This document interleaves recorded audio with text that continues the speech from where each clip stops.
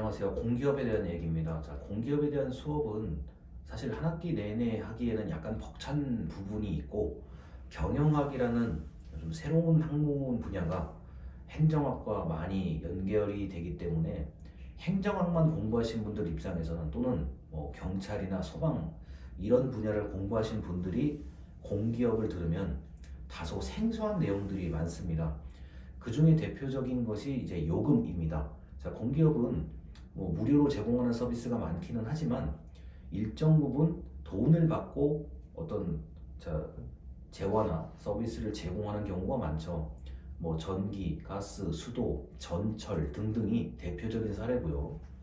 자, 요금을 이제 얼마나 적정하게 결정하는가가 가장 핵심인 문제인데 국민들, 자, 고객들이요. 받는 사람 입장에서는 요금이 없거나 저렴한 게 좋은 거고 공급하는 그 공기업 입장에서는 적정 수준 이상의 요금을 받아야만 서비스가 유지가 된다라고 생각을 하죠. 그래서 요금의 안정화를 주장하는 거는 보통 이제 그 국민들 입장인 거고 요금의 현실화를 주장하는 거는 공기업의 그 담당자 입장인 거죠. 왜냐하면 너무 무료 또는 저렴하게 서비스를 공급하면 질적이 전체 질이 낮아질 수 있는 우려가 있다는 게 가장 큰 이유고요. 그리고 적정한 요금을 받지 못한다고 하면은 그 서비스를 제공하는 공기업이라는 주체가 자칫 잘못하면 문제가 생기거나 최악의 경우에는 경영이 악화돼서 아무런 서비스를 제공할 수 없다는 이런 문제가 생길 수가 있죠. 그렇기 때문에 요금은 안정화와 현실화가 두 개가 괴리관계에 있다고 보시면 되겠습니다. 자, 그리고 또 하나 이제 공기업에서 제가 처음부터 강조한 거는 자, 공기업은 공익성과 수익성, 자, 공공성과 그리고 기업성을 동시에 추구하는 기관이다라고 하는데 이런 뭐 문구는 이런 그 말은 나중에 여러분들이 공기업의 어떤 자기소개서를 쓰거나 면접을 보실 때 매우 유용하게 쓸 수 있는 말입니다. 자, 공공성과 기업성, 자, 공익과 수익성을 동시에 추구하는 이런 공기업의 특성을 알고 여러분들이 공기업에 입사를 준비하는 게 저는 당연히 그게 당연하다고 보는 사람이고요.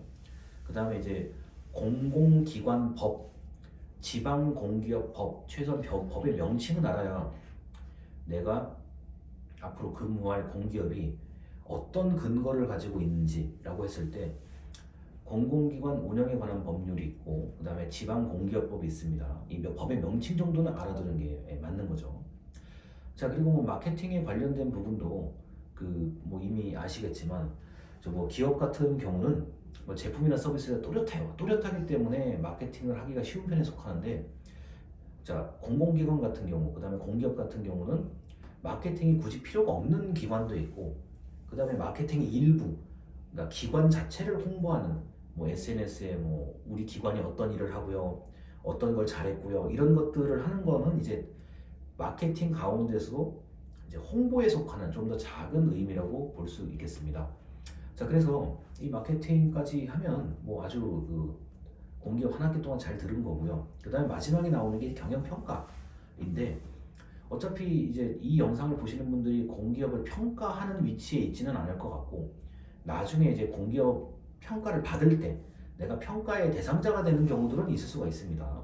자, 그럴 때 지표, 자, 평가의 기준에 맞는 평가 지표에 맞는 활동을 잘 해야만 유리하다. 그 중에서 양적인 평가와 질적인 평가가 있는데 아무래도 우리나라는 양적인 평가, 뭐 몇 번을 했냐, 뭐 몇 퍼센트를 했냐, 얼마를 벌었냐, 자, 숫자로 표현할 수 있는 기준에 좀 더 초점을 맞춰야 한다는 점을 말씀을 드리겠습니다.